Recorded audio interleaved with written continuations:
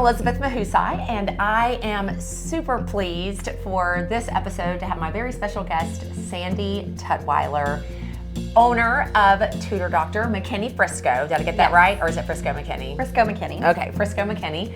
And so I cannot wait for you to hear more about her. Now, this is Thinking That Matters, and I know that we're just going to hear a ton of value from Sandy. So Sandy, give them the 60 seconds, who you are, what you do, and then let's dive in. I am Sandy Tutwiler. I'm the owner of Tutor Doctor Frisco McKinney. We specialize in one-on-one tutoring services for kids ages pre-K through adult learning. Our bread and butter really is K through 12. We do all subjects, all ages, including test prep, so we can get you ready for SAT, ACT, or ISCE if you want to go to that special private school. I'm really glad that I don't have to think about those tests anymore. Right? I needed you when I was in high school. I needed me too. For SAT prep. Oh man, that test. I it's never bad. mastered that test, really. And ever. it's harder now than it's ever been. Wow. Well, so you cover a lot of ground. You're able to serve a lot of people through what you do. But let's go back to passion. What are you most passionate about? I am most passionate about helping people, helping families, helping students really get their confidence. It's a hard thing when you imagine going to a job every day and people talking to you and you don't have a clue what they're saying. And so you sit there and you think, well, what else can I entertain myself doing? How can I fill my time? Well, when our kids are lost in the classroom, that's exactly how they feel. And all of this stuff goes zoom. And so when they get home and they have still things that they need to study for and they don't know where to start, it can cause a lot of stress for them. That leads to stress for mom and dad. That leads to stress to siblings. It just impacts the entire household. And so I find joy in bringing that calm and being that center for them and helping them get back on center and feeling like they really can go achieve their goals. It's interesting when you were describing just this passion of yours, there were 3 C words that I heard, right? You want to bring calm, which I think there's something very important about that in the midst of development of students specifically, but even adults, we need. And then when we can have calm, we're more likely to return to center. There's the second C word. And by returning to center so that we can now be open to that developmental growth, we can gain confidence. That's the third C word that I heard. I love that, that 3C approach of calm, center, and then confidence. And I'm sure we could come up with others as well. What led you, though, out of this passion? I mean, why did you say yes to buying a franchise and really delving into this world of serving families in this way? Well, I grew up in corporate America. But before that, when I was in college, I had a number of jobs, and one of them was that I was a college algebra tutor. Nice. And every quarter, I had a new set of students that was given to me by the university to tutor and get through this course. And generally, they were business majors who thought, I never have to worry about math. And then they were thrown into this course, and they thought, what am I going to do? Wait, what's happening? Why am I doing? It's like, what's happening right now? I'm paying for this, and I have to take this class. And it brought me great joy when they would call me and say, "Oh my God, I got through the entire test, and I didn't cry, and I didn't sweat, and I think I did really well." And sure enough, they did, and it got them to the other side. And so when I was going through corporate America, I tried to find ways to insert that helpfulness. What I found was mentoring other people coming through the corporation. Other women, especially young women who, they're thrown into a world of, and I was in telecommunications, and that's typically, especially in Texas, a man's world. And so giving them, a voice, helping send the elevator down and giving them that calm and centered, helping them to understand what that means. But also to understand what it means to also push back and say, I'm not going to do this right now, and that's okay. Or, this is what I'm going to focus on, and then I'll focus on my family. Or my family's more important, and this is where I am going to, this is the level I'm going to rise to, and that's it. Yeah. Well, over time, it just, the world changed. And then the last few years, I was in my job. All I seemed to do, or I felt like all I was doing, was laying people off. Oh, that's hard. And for somebody who liked to mentor people, that destroyed me. And so there was an offer, and I said, I'm done. After 25 years, I retired. Wow. And I earnestly searched for what I was going to do, and I prayed about it. And I said, God, just tell me what you want to do, what you want me to do. And this man called me, and he said, I have some terrific opportunities that I think you'd be great for. Would you be open to listening? And I did. I listened, and the tutoring opportunity came up, and I thought, I loved doing that. And I know I believe in it, and I can really impact my community in this way. And so I went for it. That's awesome. Well, it's really cool to see the thread of mentorship, of helping others from college through corporate America into what you're doing now. And so you chose to retire. You were open to the opportunity. What were some of the limiting beliefs or thoughts that crept in at the moment you're like ready to take the plunge? Yeah. Because you started with, which one did you start with? Which territory did you start with your franchise? I actually opened Little Elm first. Okay.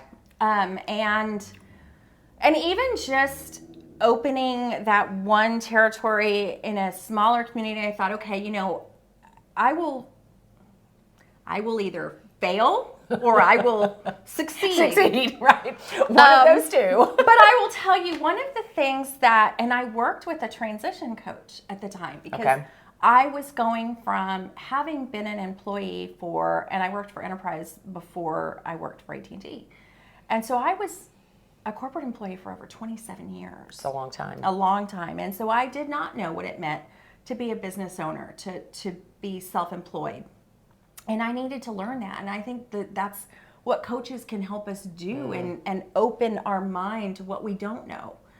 And I said, and I asked her, and I said, Kristen, what happens if I fail? She said, what happens if you succeed? And I started realizing I might be more afraid of success than I was failure. More afraid of success than of failure. What do you think had you more fearful of success?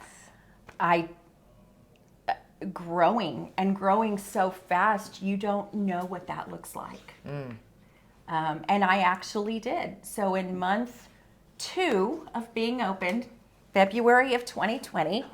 We all know what happened right after that. Because in my infinite wisdom, the world was not going to change. And so I bought out the Frisco and McKinney franchisee. Wow. 3 weeks later, the world goes boop. And I thought, what if my business does not recover? And I thought, well, what can I do? What are all the things in my power that I can do? And then what's not in my power? And I will tell you, there are a lot of days I stuck my bare feet in the grass to ground myself and feel grounded and truly just center my own self during those months of lockdown. Okay, I want to, because again, I feel like it's kind of becoming the theme, It is a theme, of this conversation. So we talked about, creating calm so that people can return to center, so that they can gain confidence. Then you've added 2 more C words, how coaching helped you in that transition, that helped you to realize there was more fear around success than of actual failure. And then you just added, it just went right out of my head. You just added another C here in a moment. I'm sure it will come back into our conversation. But that sense of, for you, really, I love that you were literally barefoot in the grass in order to, in order to ground yourself where that is concerned, because there was a lot going on in the midst of the world. So let's hang out there for a moment. And you buy out these other 2 territories, then the world shuts down. I mean, what did you do? Because for the listener and those watching, you tutor in person. We do. Right? So you're not a virtual tutoring We option. were not at the time, and we quickly pivoted. Okay. And, I was scared to death because I had just bought out this franchisee, and about 10 of the clients that she had enrolled between November and February instantly called me and said, look, I'm not doing this online thing. Yeah. Don't take a payment from me. You're not going to see a dime. We'll get out of this and then we'll talk. And, that is, $2,000 of cash flow that I was counting on that I never saw. And those people never came back. Wow. But what I noticed about, and this, I was still going through a coaching process because I didn't want to lose my coach. I was learning how to be a business owner. I was also learning how to be a business owner in the midst of a pandemic, which none of us knew. Right. We were all learning real time. We were all learning. We were all learning real time. But then I was also learning, how do I balance that along with family without, driving my marriage to divorce? Yeah. And so I knew I needed this coach. I needed to keep her. And I figured it out. I said, you know what? It's an investment. I'll bounce back. We'll figure it out. But what I learned is that when I was most calm and centered, I had clarity. Another C word. I had clarity.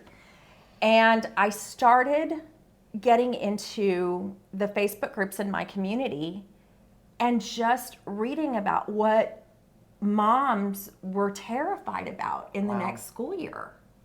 And I thought, okay, well, how do I solve for that? Yeah. And I did. And it wasn't me, it was God. God took me through that. And so that leads me to my faith, right? Is that this whole time, I had to rely on my faith. And I thought, well, and I just kept telling myself, look, God led you to this. Yeah. And he would not have led you to fail. Yeah. And he would not have this very long path of starting at a college tutor to this point to let it all blow away. And so the things I put in place worked. It dug my business out for the year. And as normalcy started returning, we started tutoring in person little by little by little. And now we are once again about 96% in person. In person. And that's how my clients really love it. And that's what I want to give them. I want to give them somebody that can be that coach that was somebody for me, that can look them in the eye and say, okay, let's breathe. It's not that hard. Let's tackle it step by step. I love that. It's interesting. One of the questions that I always like to ask each of my guests is, what have you found effective in overcoming limiting beliefs? So we started this portion of our conversation on, what do you think was the fear of success? Why was that greater than the fear of failure?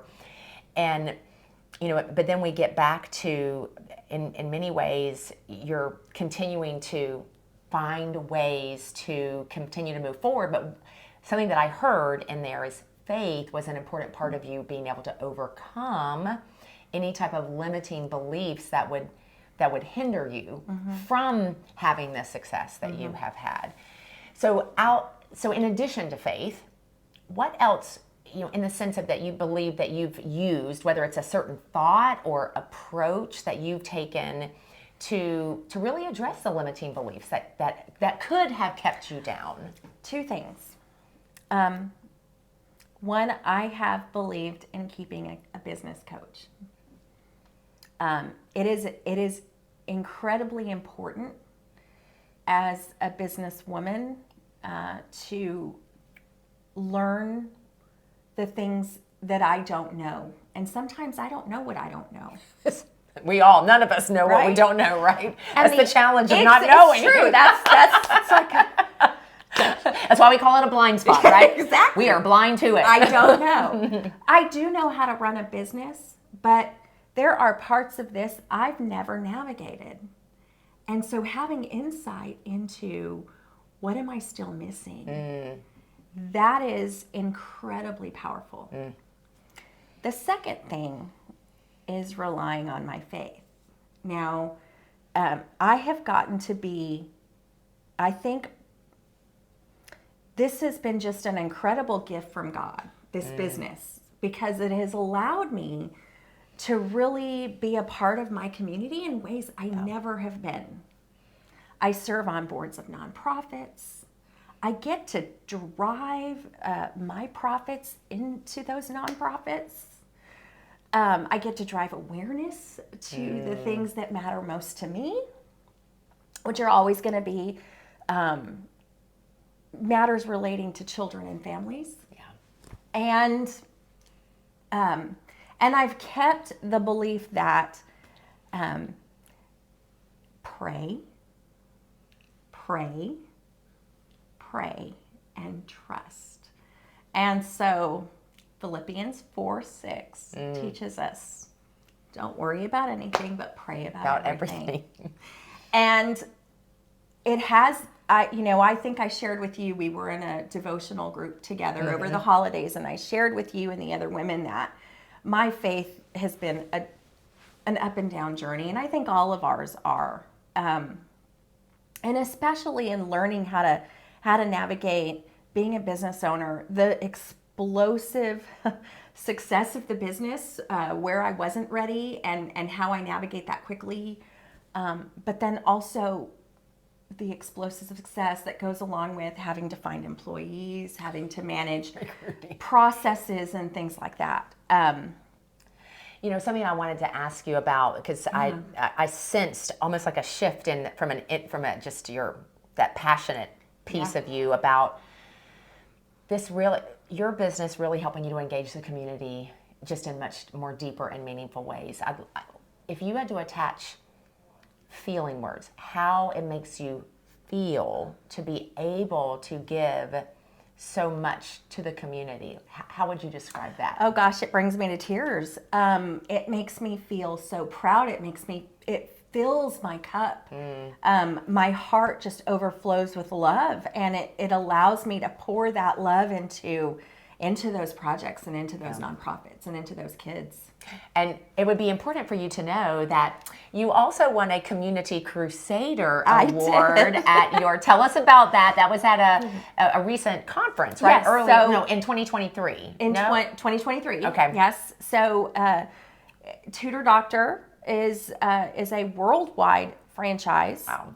And so we get together once a year as a franchise community and come together to learn, but also celebrate each other. And I was honored with the award of Community Crusader, which is really making an impact in my community beyond just the business. And that is so incredibly special for me, because while the recognition isn't important, it just other people seeing how much I'm out there and how much others have become involved because I'm pushing others to be involved. So. you're also leading by example as well. And that I think is also significant for just helping people to think, what can I do, right? Yes. So the whole mission of Tutor Doctor is helping students all the way through adults, and then also through the community involvement that you have. I would love it, like when you're thinking right now, who are you mentoring right now? Maybe it's not within Tutor Doctor, but maybe Tutor Doctor provides the bridge that allows you to do it. So how are you investing yourself right now to fan the flame of that passion for the mentoring? A couple of people actually. I still, there are some very young business leaders who have asked to have coffee with me every once in a while and pick my brain and ask me questions on whether they're in a corporate job and I do have one that's in a corporate job and a couple that are entrepreneurs. But it's helping them get past what's in front of their face and not letting themselves get in their way. And that's amazing. But then it's also, I have some young tutors, and I have one that she's just so sweet, and she says, Miss Sandy, can you help me with this? And of course I'm going, of course I can. Of course I'm going to. My tutors, I feel like are kind of like my kids, An extension of your family, an for extension sure. of my family. And my kids, my students are also, I feel tremendous pride about their accomplishments, and I love to brag about them. Love to brag about them and their accomplishments. And so I will to anybody who will let me. But yeah, That's awesome. So tell me about, what are your plans for going forward? Are you looking to grow? Are you looking to add additional areas? Because when people are listening, and I think my whole thing is thinking that matters. Your thinking around this piece is important as well. Really, whether you have big plans or you don't, what is your thinking around what the future looks like for your franchise? Well, this year I am really hyper-focused on working to get in a B2B relationships. Everything I do is business to consumer, and I am looking for opportunities to serve other businesses, whether it's schools, whether it's gyms, hospitals, ways that our services could be of use in the community. Yeah, I love that. So trying to connect in business to business. Okay, so let's talk about that. You've primarily been business to consumer, right? What do you feel like has been the biggest challenge for you from a thinking standpoint of transitioning to business? How to have the conversation with that business leader is something I'm learning how to do. How do you pitch? I know how to speak to a parent with a student who is frantic about what's going on. But how to have that same conversation and really have them understand what you do in a way that can impact their business so that it's a win-win relationship. That is something I'm learning. Yeah. Well, I love that you're being a student of what we call it in coaching, the student of the game. Yeah. Right? There's never a point in our life where there's not something more we could be learning, another way that we could be growing. Absolutely. And so you're really embracing that yourself, right? Absolutely. And with a willingness to to really be able to grow in that area. So someone who is listening, especially if they're in the local Dallas-Fort Worth market, right? Who are you looking to get? You said specifically, so give us that rundown one more time on the businesses that you've identified have potential to be really good strategic business partners for you. So I'm looking to connect with other businesses who serve students. Yeah. And that could be a school, that could be a gymnasium, a dance studio, it could be a wrestling club. It could be, we have we're a big sports town. Yes, we are. Right? And we have a lot of select clubs and students that don't go to traditional school because they are working out. And that is also... You could be a really good fit. You could be a really good fit for that. Absolutely. I love that. So I love that you're continuing to build in that space. So one of the things that I always like to ask is, what for you is so significant about cultivating good thinking? You always want to be around the people that are positive, because thoughts drive actions. Actions drive emotion. They drive, it drives results. So when you are around people that think in a positive way, that have a growth mindset, that are not afraid to learn, then it gives you the permission to also learn, to teach, to extend, it's that community. And that positivity drives positivity. So when you let negative thoughts creep in, right, what's the first thing that happens? You start doubting yourself, your confidence goes out the window, and then you lose your center and you're not able to concentrate. And another C word. And who knew that the letter C would become significant? This would be brought to you by the letter C. But so let's do a quick review. We talked about calming, so that calm to bring center. Yes. To build confidence. Yes. You also mentioned clarity. And coaching, how coaching has helped you with that.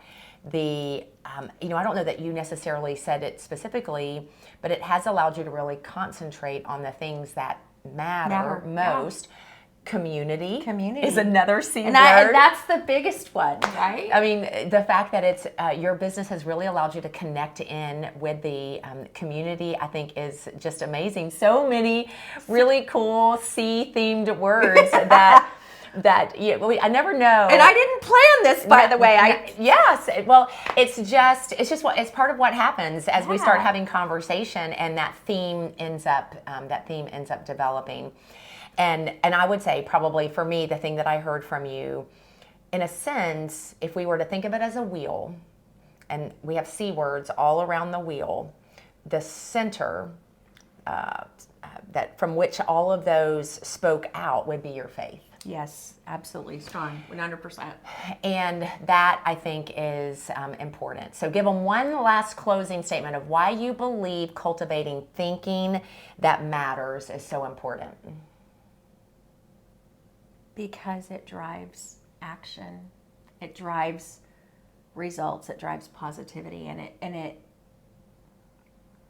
it multiplies. I love that. It multiplies. Well, we appreciate you watching. I would love for you to drop comments on which one of the C words that you heard Sandy sharing really impacted you and why.